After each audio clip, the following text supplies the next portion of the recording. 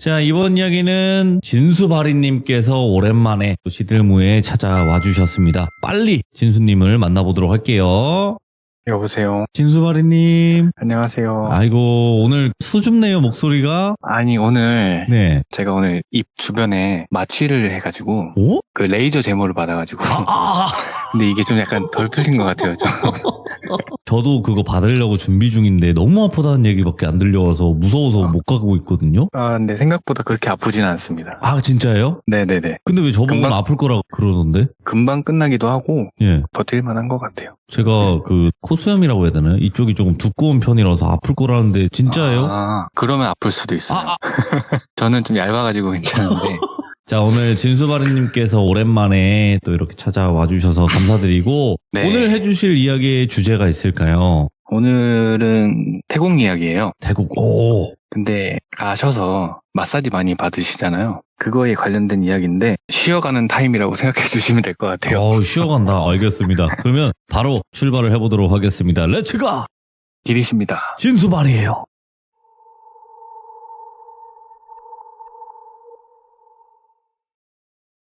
오늘 이야기는 말씀드렸다시피 태국 이야기고 친구한테 들은 이야기예요. 바로 시작을 해보자면 10년 전쯤에 20대 중반에 똘비라는 친구가 있었는데 이 똘비는 중국에 사는 유학생이었어요. 한국인 유학생. 거기서 이제 친해진 친구들하고 학교 생활을 잘 하고 있었는데 어느 날 한 친구가 방학 맞이해가지고 같이 여행을 좀 가자. 그래서 어디를 가려고 하냐 물으니 이번에 친구가 태국을 갔다 왔는데 좀 괜찮아서 나도 한번 가보려고 한다. 같이 네. 가자. 얘기를 하더래요. 그래서 생각보다 멀리 가네 하고 생각을 했는데 한번 가보고 싶기는 했대요. 그래서 삼가 의사를 밝히고 그 인원을 보니까 똘비를 포함해서 4명이 가게 된 거예요. 날짜를 잡고 이제 항공권 티켓팅을 하고 태국으로 출발을 하게 됐는데 태국 처음 갈 때 보통은 방콕을 많이 가잖아요. 똘비도 마찬가지로 방콕을 가게 됐는데 방콕에 도착해서 보니까 좋았대요. 그 자기가 살고 있던 도시보다 더 발전한 느낌이기도 했고 그래서 되게 재밌다 하면서 여행을 몇 박 며칠로 해서 즐기고 있었는데 가면 갈수록 그 4명 중에 똘비만 한국인이다 보니까 아무리 좀 친한 친구들이라도 취향이 갈리는 부분이 좀 있잖아요. 특히 식사 부분에서 좀 그랬대요. 똘비는 오랜만에 한식당 가서 한식도 좀 먹고 싶고 아니면 뭐 햄버거나 이런 패스트푸드를 좀 먹고 싶은데 이 친구들은 중국인이라서 그런 건 아니겠지만 그래도 중식을 찾더래요. 그렇게. 그런데 이게 한국식 중식이 아니고 오리지널 중식 있잖아요. 똘비는 이 중식을 그렇게 좋아하진 않았대요. 그래서 유학생활 중에도 혼자 밥을 해먹고 이런 스타일이었는데 여기까지 와서도 중식을 먹고 싶지는 않았대요. 그래서 하루는 얘들아 나 점심을 좀 따로 먹을게 이렇게 얘기를 하고 나왔대요. 그래서 막 돌아다니다가 맥도날드가 보여가지고 맥도날드 들어가서 햄버거를 먹었는데 그렇게 맛있을 수가 없었대요. 그래서 이 맛에 맥도날드 가는구나 하면서 빅맥을 먹고 그리고 옆에 카페에 가서 아이스 아메리카노도 먹고 혼자 시간을 좀 보냈는데 그렇게 혼자 좀 시간을 보내다 보니까 혼자 여행하는 게 더 좋았을 수도 있겠다라는 생각이 얼핏 들더래요. 아무래도 혼자 국적이 다르다 보니까 친구들이 하자는 대로 좀 끌려다니고 약간 좀 이랬던 거예요, 똘비가. 그래서 친구들한테 얘기를 했대요. 그 우연히 한국에서 알고 지내던 사람을 마주쳐가지고 이분하고 좀 저녁 식사도 하고 할게. 너네끼리 놀고 오늘은 따로 놀자. 이렇게 거짓말을 좀 쳤대요. 그래서 어차피 저녁에 호텔방에서 만날 거니까 괜찮겠지 하고 혼자 돌아다니기 시작한 거예요. 인터넷에 검색해서 뭐 좋다는 데도 가보고 여기저기 혼자 잘 다녔는데 날이 좀 어둑어둑해지니까 가볍게 이제 술 한잔 하고 싶어가지고 어디를 갈까 하다가 며칠 내내 라이브 펍을 갔었대요, 친구들하고. 그래서 펍 말고 클럽을 한번 가볼까 하는 생각이 들어가지고 저녁을 먹고 카페에 앉아가지고 클럽을 찾아봤대요. 어디 클럽이 좋은가. 근데 그때 당시에 방콕 내에서 좀 많이 유명한 클럽 한 곳을 찾게 되는데 네. 지금은 제가 알기로는 이 클럽 없어졌고 다른 유명한 클럽이 들어왔어요. 그때 당시에 EDM이 한창 많이 강세였을 때라 똘비가 이제 찾은 클럽은 올카인드 뮤직이라고 해서 K-팝도 나오고 팝도 나오고 뭐 힙합도 나오고 뭐 이런 클럽이었대요. 그래서 여기 가야겠다 싶어서 그 클럽을 가게 된 거죠. 한 10시쯤 들어갔는데 사람이 진짜 웨이터들 빼고 10명도 없더래요. 안에 음악은 막 쿵쿵거리는데 사람이 없으니까 에어컨 바람이 엄청 춥게 느껴지고 그래서 괜히 왔나 하고 있는데 바로 옆에 또 엄청 유명한 클럽이 하나 있어요. 그래서 거길 가볼까 하다가 들어왔으니까 좀 있어보자 하는 생각으로 맥주를 시켰대요. 그래서 테이블 잡고 맥주를 마시면서 그냥 가볍게 리듬을 타고 있는데 그 중국 친구들이 위챗 방에다가 자기들 노는 거 사진 찍어가지고 올리고 막 그렇게 놀더래요. 그래서 똘비도 텅 빈 클럽 사진 보내주고 막 이렇게 친구들하고 핸드폰으로 놀고 있었는데 시간이 좀 지나고 똘비가 좋아하는 음악들도 나오고 해가지고 혼자 재밌게 놀았대요. 정신을 차려보니까 클럽 안이 꽉 차 있더래요. 그때 시간이 한 12시쯤 됐는데 진짜 꽉 차가지고 막 움직이기도 힘들 정도로 그렇게 꽉 찼는데 아 이거 진짜 하풀이구나 하면서 막 재밌게 논 거죠, 똘비도. 그러다가 한 테이블에 있는 사람들하고 눈이 몇 번 마주쳤대요, 계속. 그 테이블에는 남자 둘 그리고 여자 셋, 5명으로 구성된 무리였는데 그 중에 한 남자가 똘비한테 다가오더래요. 그래서 귓가에 입을 갖다 대면서 한국 사람이에요? 이렇게 묻더래요.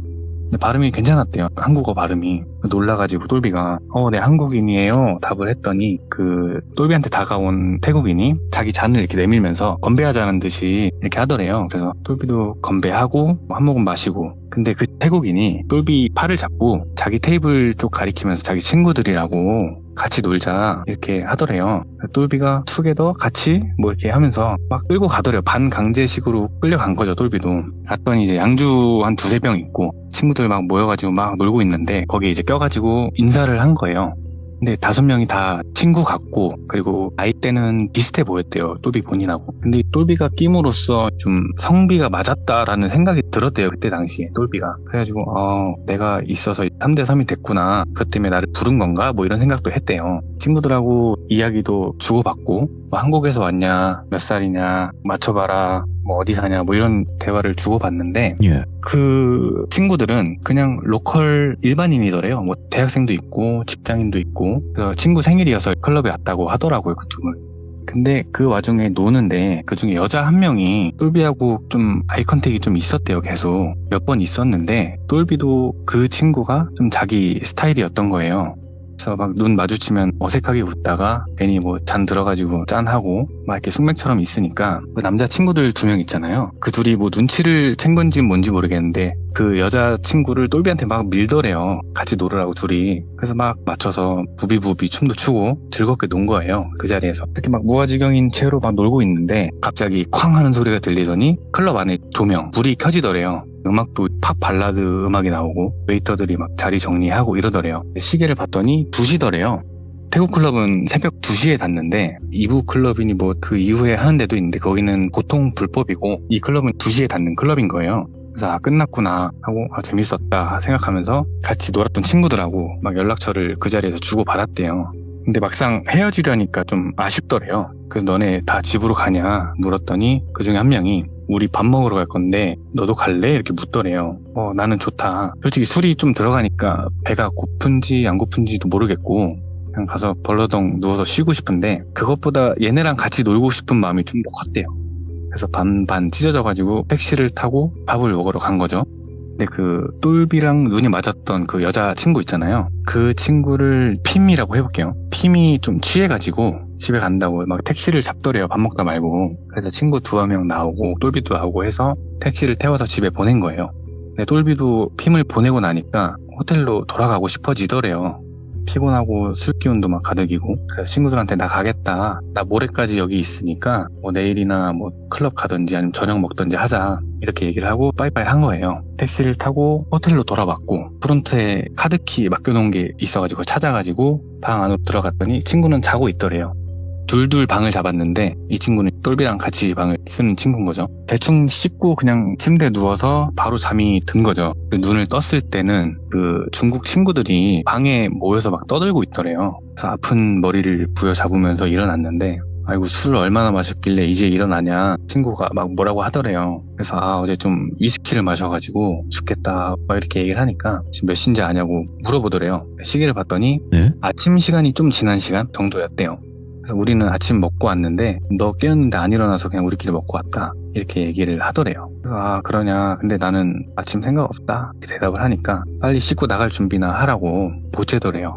그래서 대충 어영부영 씻고 관광 모드 옷을 좀 챙겨가지고 챙겨 입고 밖으로 나간 거죠. 근데 아직 해는 짱짱하고 더우니까 카페에 앉아서 오늘은 뭐 할까 이렇게 이야기를 주고받고 있는데 그 어제 만났던 친구들하고 팀한테 연락이 오더래요. 어제 뭐 잘 들어갔냐, 뭐 재밌었다, 언제 돌아간다고 했지, 뭐 이런 연락이 오더래요. 그래서 하나둘씩 답장하면서 그 중국인 친구들하고 이야기를 하고 있는데, 한 친구가 우리 오늘은 그냥 하루 짧게 투어 같은 거 한번 해볼까, 이렇게 얘기를 하더래요. 머리 쓰기도 싫고 뭐 여행사 같은 데 가면 저녁까지 한 바퀴 도는 그런 투어 같은 거 있을 건데 그런 거 한번 해볼까 이러더래요. 똘비도 마침 뭐 속도 안 좋고 머리도 아프고 해서 오케이 알겠다 해가지고 친구들도 비슷한 의견이었대요. 그래서 대충 길거리를 걷다가 길거리에 있는 그냥 여행사 작은 점포 같은 데 하나 있잖아요. 그런 데를 그냥 들어갔대요. 무작정. 어딜 가나 다 비슷하겠지 하면서 들어간 거죠. 근데 여행사를 들어갔더니 한 명이 카운터 앉아서 이제 인사를 하더래요. 그래서 아 우리 투어 원데이 투어 이렇게 얘기를 하니까 그 사람이 기다리라면서 코팅된 종이 같은 거 있잖아요. 커다란 거 하나를 들고 똘비네 일행 쪽으로 이렇게 오더니 그 자리에 앉아가지고 설명을 하는데 투데이 이렇게 묻더래요. 그래서 맞다 오늘 투데이 이렇게 했더니 코팅된 종이에 옵션들이 쭉 있었는데 한 4가지 정도가 있었대요. 하루 투어가 여러 가지 있었는데 그 중국어로 된 메뉴를 보여줬대요. 대충 봤더니 그냥 갔던 데도 좀 겹치는데 괜찮았대요. 그래서 아 이걸로 하자 해가지고 그냥 자세히 보지도 않고 그냥 이걸로 할게요 했대요. 이제 돈 얼마씩 걷어가지고 내고 그 주인이 30분 정도 있다가 차 한 대 올 건데 그거 타고 가면 된다 이렇게 얘기를 해가지고 30분 정도 그 여행사 안에서 기다렸대요. 친구들하고 막 이런저런 얘기 하다가 예. 시간을 보니까 30분 정도 지났는데 언제 오나 하고 밖을 보는데 검정색 승합차 한 대가 서더래요. 그때 마침 와가지고 그러더니 그 여행사 주인이 다른 손님들 막 응대를 하다가 그 차를 보고 급하게 똘비한테 저거 타면 된다고 이렇게 손짓을 한 거예요. 그래서 아 땡큐 하고 나가서 승합차를 탄 거죠. 근데 기사분한테 인사를 하면서 탔는데 별 대답은 없었대요. 인사도 없고. 보통 그런 거 가이드 해주는 분들은 문도 열어주고 뭐 짐도 받아주고 하잖아요. 근데 그런 것도 없고 뭐 인사도 없고 하니까 기분이 썩 좋지는 않았는데 친구들한테 중국어로 얘기를 했대요. 여기 손님 대우가 참 뭐 같다. 그러니까 다른 친구가 예. 그러게 좀 알아보고 할 걸 그랬나? 뭐 이런 이야기를 주고받는데 차가 이렇게 출발을 하더래요. 그래서 그냥 가나보다 하고 친구들하고 어제 있었던 뭐 이야기들을 하고 있는데 한 30분쯤 차가 너무 막혀가지고 30분이 갔는데도 짜오프라야 강이라고 큰 강이 하나 있어요. 방콕에. 예. 거기가 보이더래요. 그래서 저게 짜오프라야 강인가 하면서 이쁘니까 사진 한 장 찍어가지고 핌한테 보내줬대요. 여기 짜오프라야 강 근처에서 어디로 이동하고 있어 뭐 이런 식으로 얘기를 했대요. 근데 그 똘비가 옵션이 적혀있는 팜플렛 같은 걸 하나 들고 왔는데 그걸 펼쳐서 이제 다시 확인을 한번 해봤대요. 혹시 이 사람들이 뭐 일정을 자기 맘대로 변경하고 막 이러지는 않을까 해가지고 일정 숙지를 좀 하려고 한 거죠. 다시 보니까 뭐 어디 갔다가 어디 가고 뭐 구경하고 뭐 마사지 받고 밥 먹고 저녁에는 크루즈 탔다가 뭐 이런 일정을 대충 확인을 한 거예요. 그래서 우선 여기를 가는구나 라는 걸 알고 이동을 했는데 이동 경로마다 좀 특이하거나 이쁘거나 한 그런 게 있으면은 사진을 찍어가지고 핌한테 보내주면서 여기는 뭐 하는 곳인지 뭐 이런 걸 좀 물어봤대요.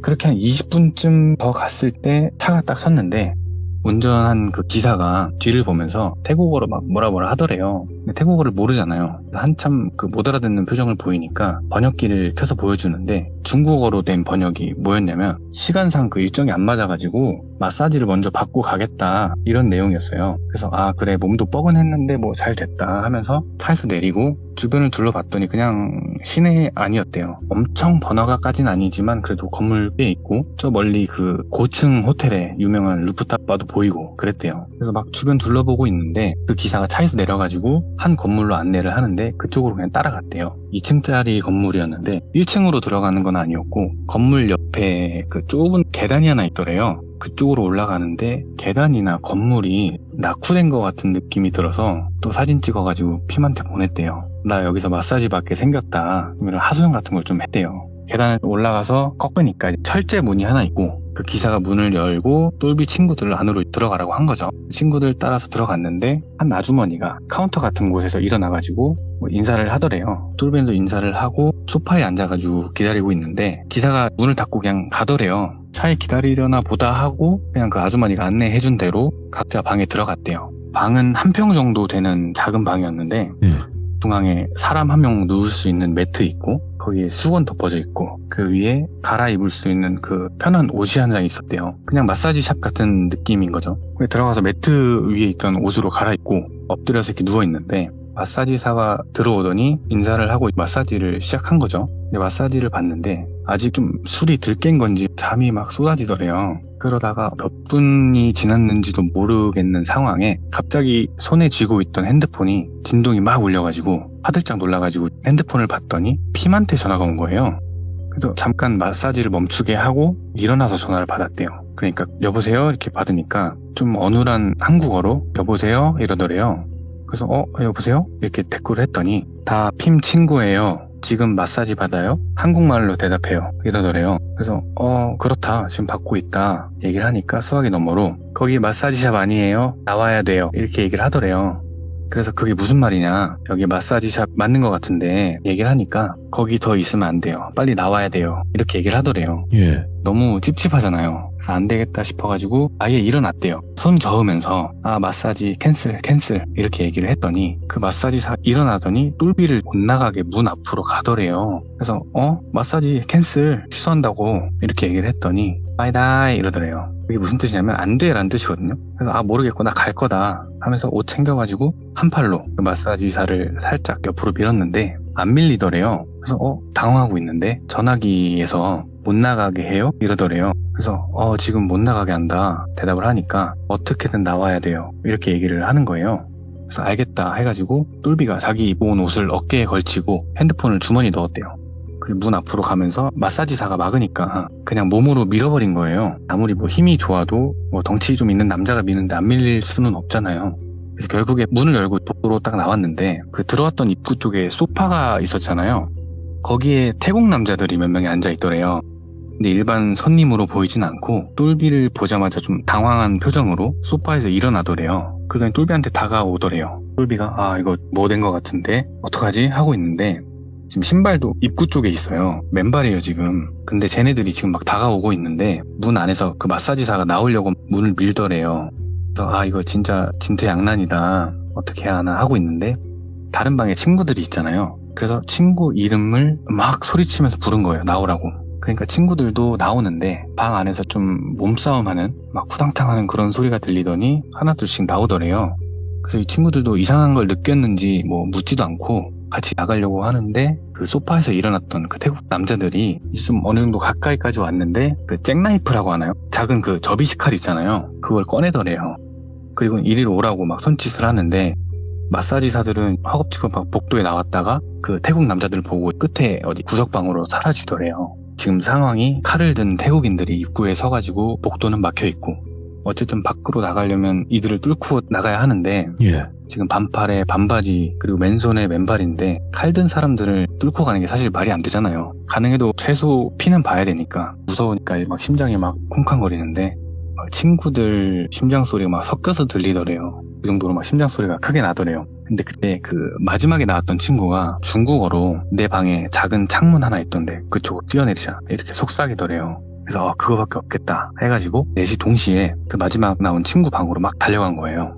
그러니까 그 태국 남자들이 놀라서 허겁지겁 막 따라왔는데 문 들어가서 문을 쾅 닫자마자 밖에서 문을 이렇게 강하게 막 당기더래요. 열라고. 그래서 일단 세 명이 문 손잡이 잡고 막 잡아당기고 한 명은 먼저 뛰어내리고 그리고 또 한 명이 달려가서 뛰어내리고 또 한 명이 달려가서 뛰어내렸는데 똘비가 제일 마지막이었대요. 근데 혼자서 몇 명이 당기는 걸 막을 수가 없잖아요. 그래서 세 번째 친구랑 거의 동시에 같이 달려가지고 창문으로 뛰어내렸는데 예. 그 높이가 얼마 되지도 않는 것 같은데 막 진짜 뼈가 부러진 것처럼 막 아프더래요. 예.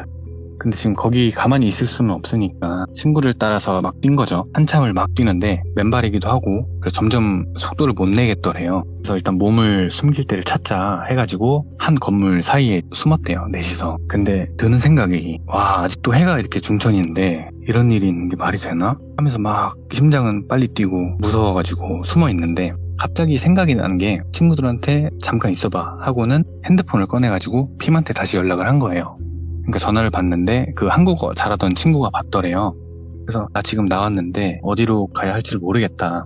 여긴 차도 없고 택시도 안 다니는 것 같다. 얘기를 하니까 내가 택시 불러줄 테니까 지금 위치 찍어서 보내줘라. 이렇게 말을 하더래요. 그 핌 친구가.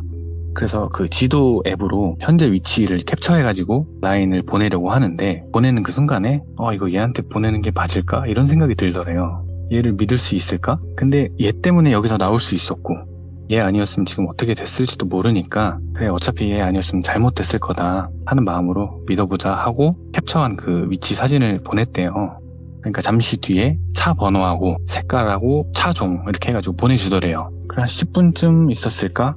그 핌 친구가 말했던 차가 건물 사이 그 도로 쪽으로 보이는데 그 앞에 딱 서더래요. 그래서 친구들한테 야 왔다 해가지고 막 뛰어가가지고 그 차를 타려고 하는데 저 멀리서 어떤 남자가 소리 지르는 게 들렸대요. 그래서 그쪽을 봤더니 그 마사지샵에서 마주쳤던 그 태국인인 거예요.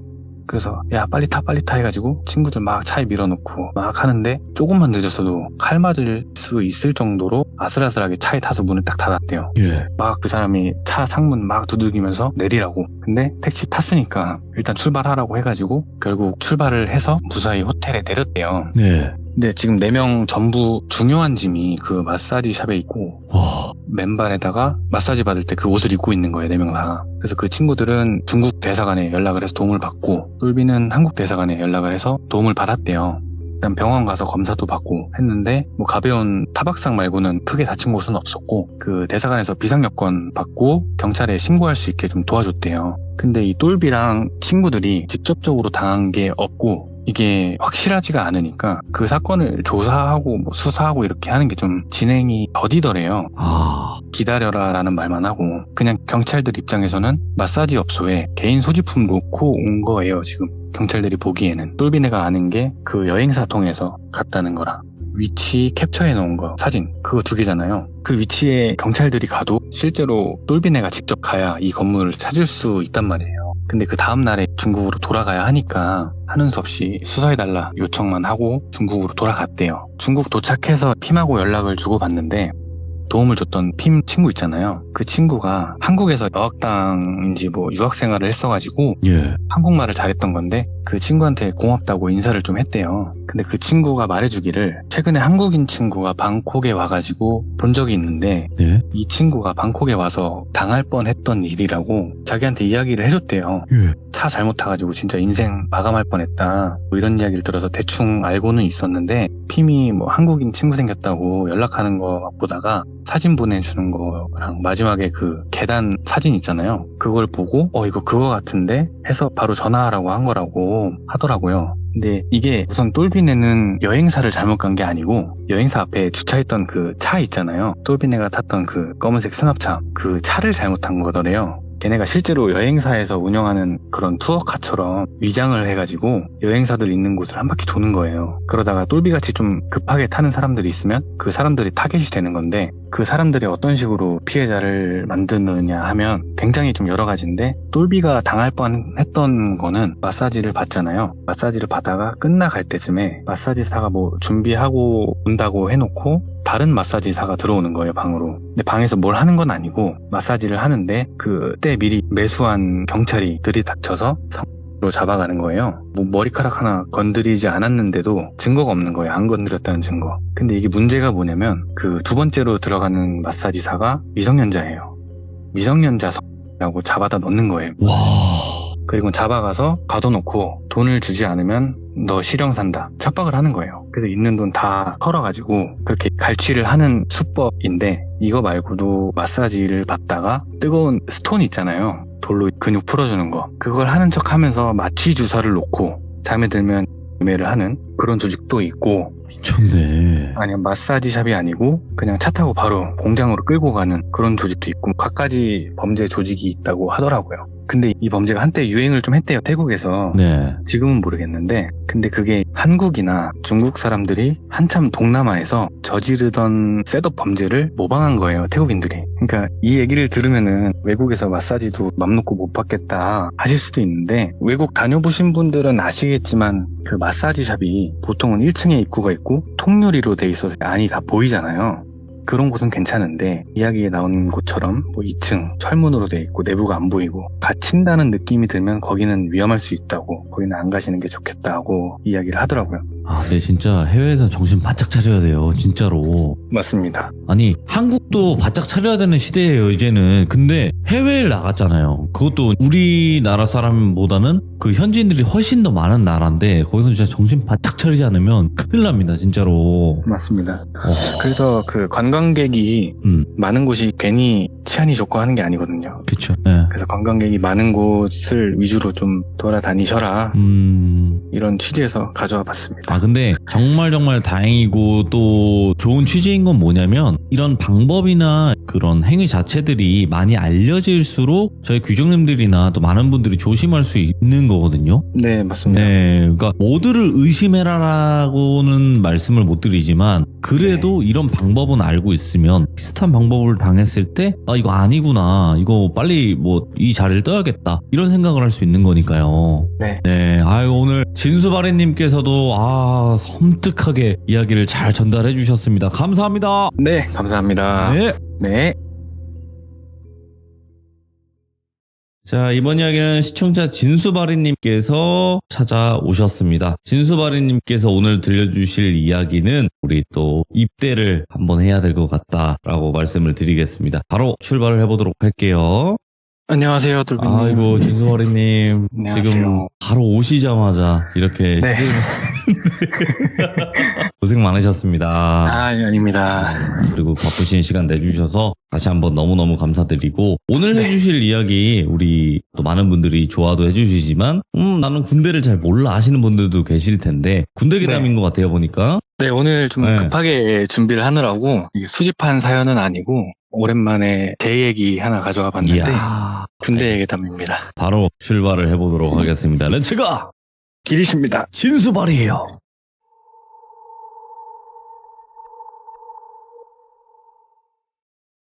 우선 제가 복무를 했던 부대는 경기 북부 쪽에 있고요. 4단이나 여단 같은 큰 규모는 아니고 그냥 대대 단위의 작은 부대였어요. 제가 처음 자대를 가서 2주 대기 기간을 받았는데 2주 대기가 뭐냐 하면 훈련소를 수료하고 처음 자대 배치를 받아서 자대에 가면은 노란색 견장을 하나 줘요. 이게 그 유명한 2등별이라고 하는데 아무도 못 건드는 최고 계급이라고 보시면 돼요.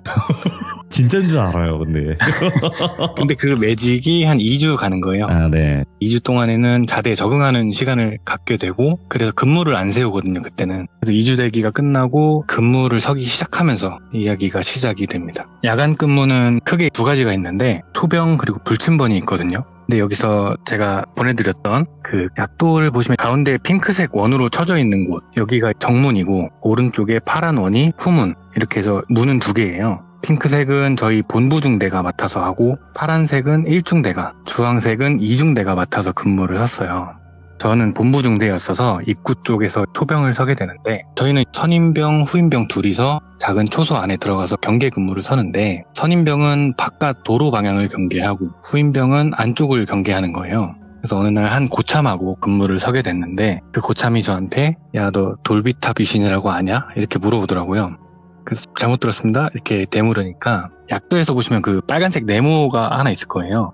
그게 돌비탑이라고 하는 큰 비석인데 높이가 한 2m 정도 되는 좀 큰 비석이었어요. 네. 돌비탑이라고 초병 서다 보면 바로 보이는 비석 하나 있지, 거기서 귀신 나온다, 근무 서다가 돌비탑 유심히 한번 봐봐, 이렇게 얘기를 하더라고요. 근데 보통 선임병들이 후임병들을 겁주려고 하는 이야기잖아요, 귀신 이야기가. 그래서 그냥 네 알겠습니다 하고 근무를 섰어요.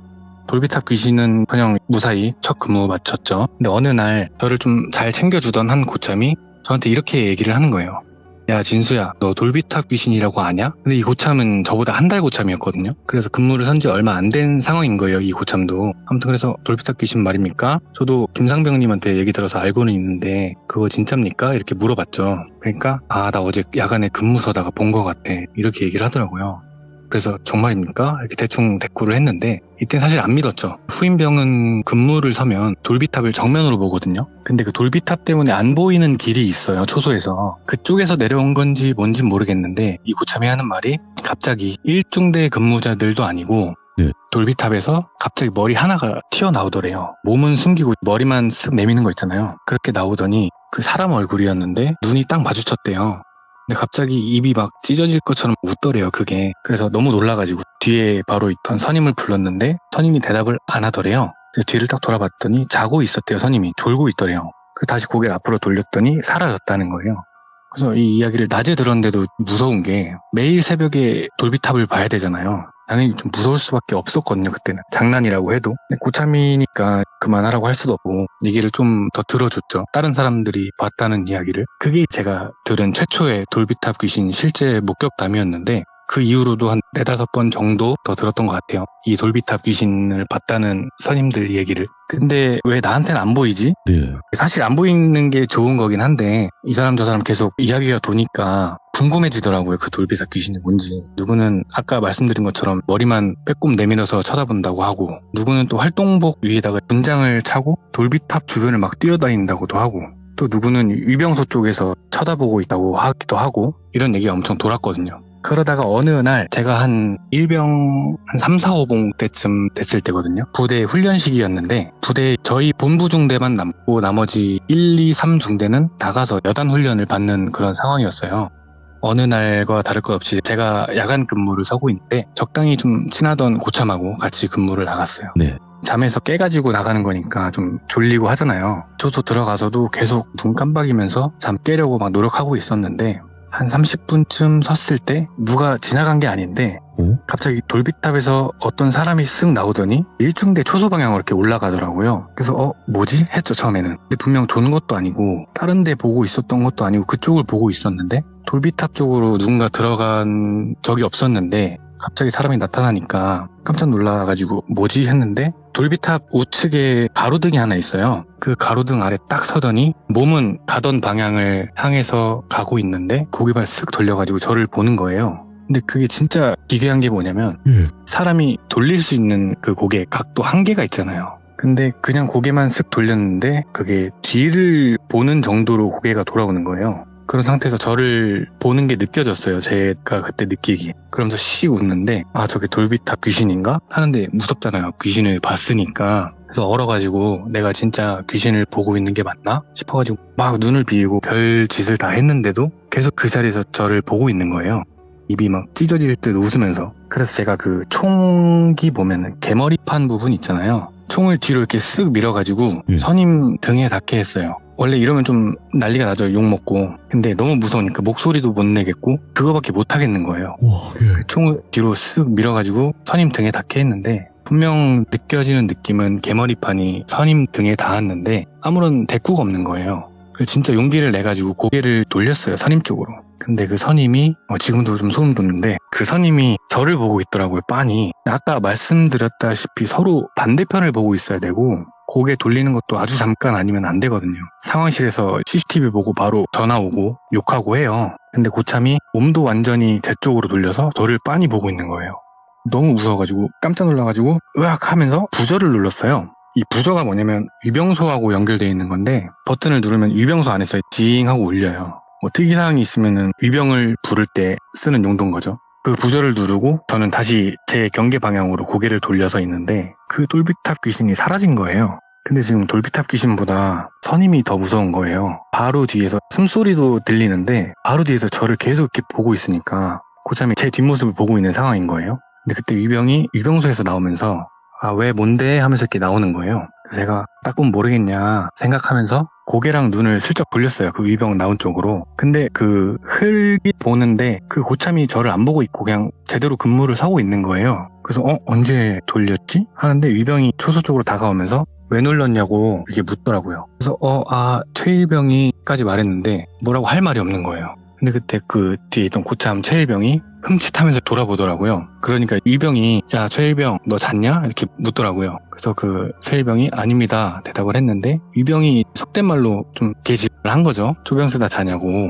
그래서 뭐 어찌저찌 욕 들어먹고 다시 근무를 서는데 생각해보니까 지금 상황이 고참이 잤다고 제가 위병한테 잃은 꼴이 된 거잖아요 지금. 그래서 좀 억울한데 들어가면 또 욕먹겠다 하고 생각을 하고 있었는데 막사 쪽에서 3명이 근무교대가 이제 오더라고요. 시간을 보니까 저희는 아니고 1중대 병사들이었는데 돌비탑 지날 때쯤에 제가 고참한테 1중대 근무교대 지나가고 있습니다 이렇게 얘기를 했더니 그냥 라고 대답을 하더라고요. 그냥 그런가 보다 하고 계속 근무를 서고 있는데 근무 교대를 갔으면 전에 근무를 서던 사람이 돌아와야 되잖아요. 근데 안 오는 거예요. 그 1중대 사람들이. 이상하다. 주도로가 아니고 다른 길로 갔나?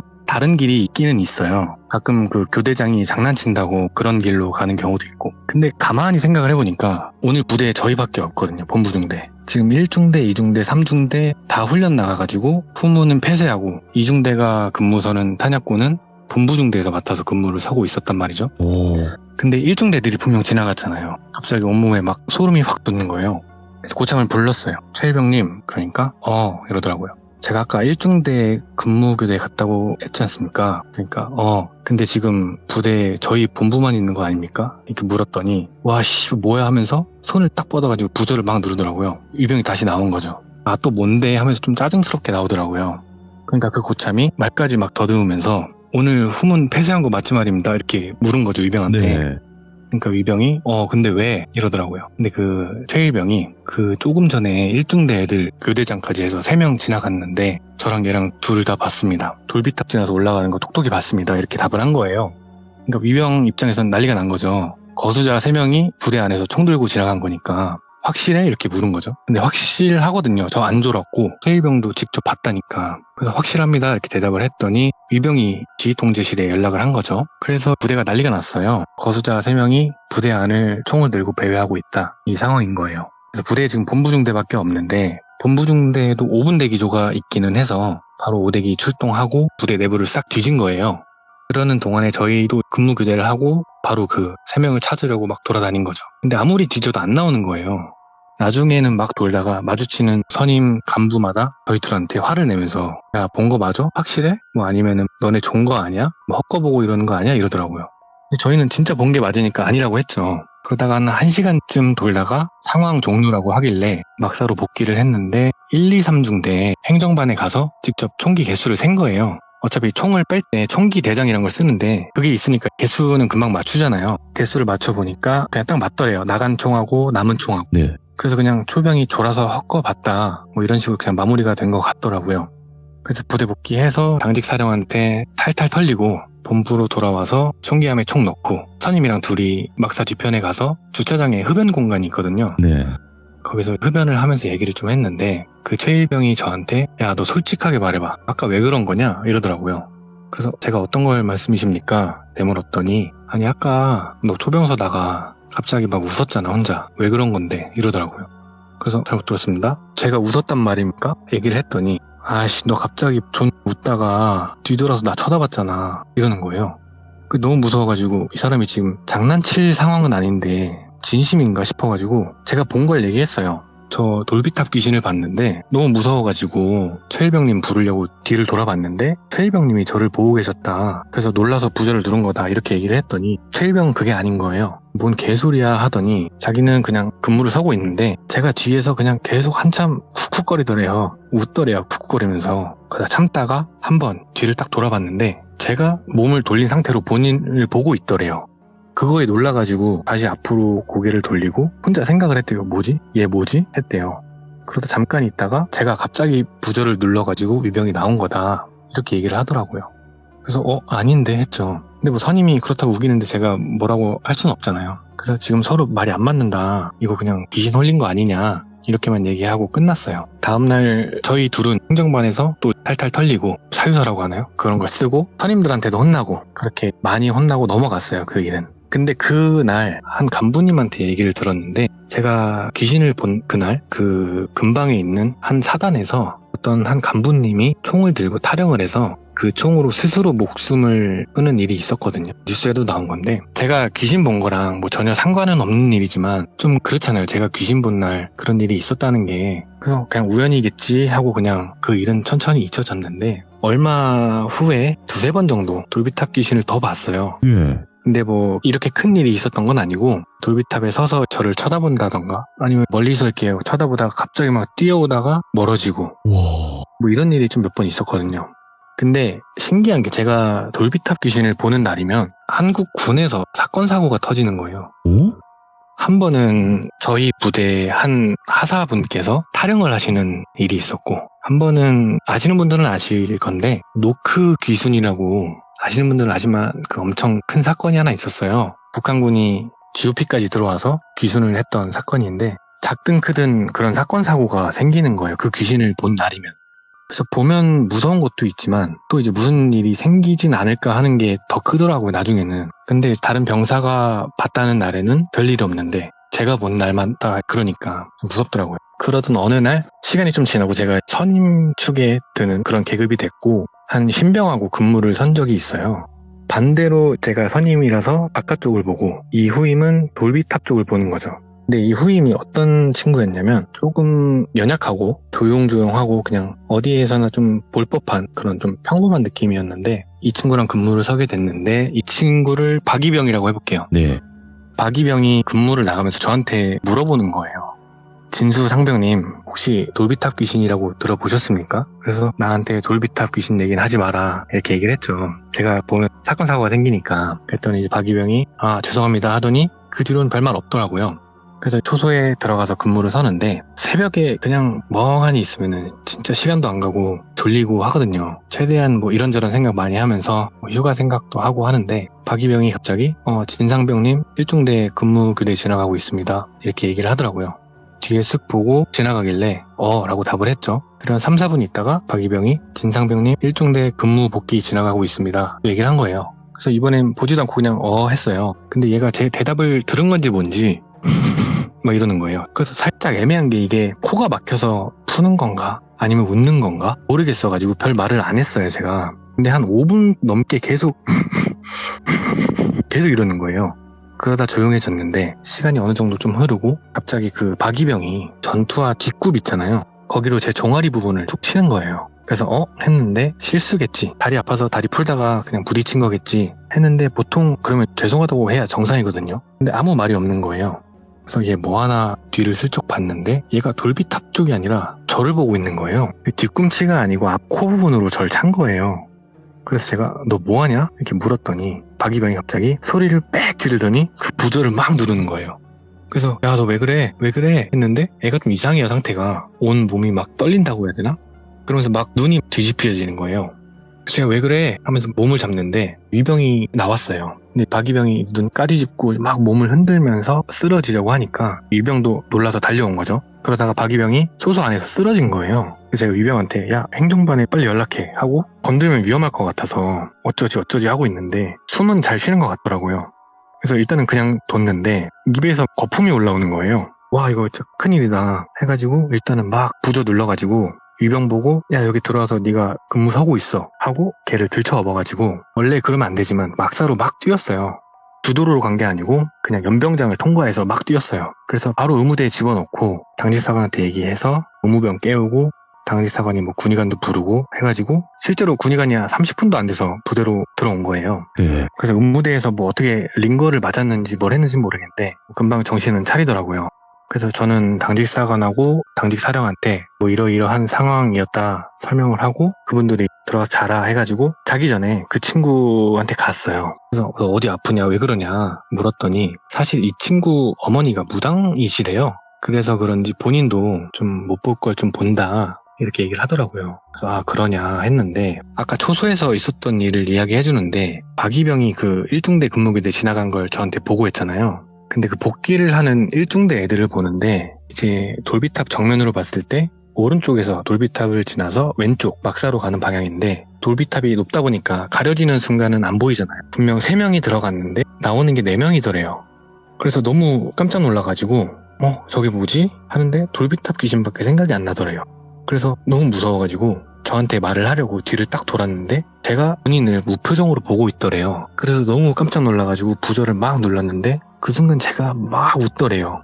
보고 놀라가지고 이제 발작이 온 것 같다고 하더라고요. 원래 몸이 좀 약했어서. 근데 이제 그 얘기를 듣는데 제가 겪었던 일하고 똑같잖아요. 제가 후임병 때 후임과 선임의 입장이 다른 상황, 서로 다른 걸 본 거잖아요. 또 그런 일이 있었는데 다행인 거는 돌비탑 귀신은 그게 마지막이었어요. 제가 경험한 거는 그 이후로 누가 봤네 뭐 어쨌네 뭐 이런 얘기는 들었는데 제가 뭐 직접 겪거나 본 적은 없거든요.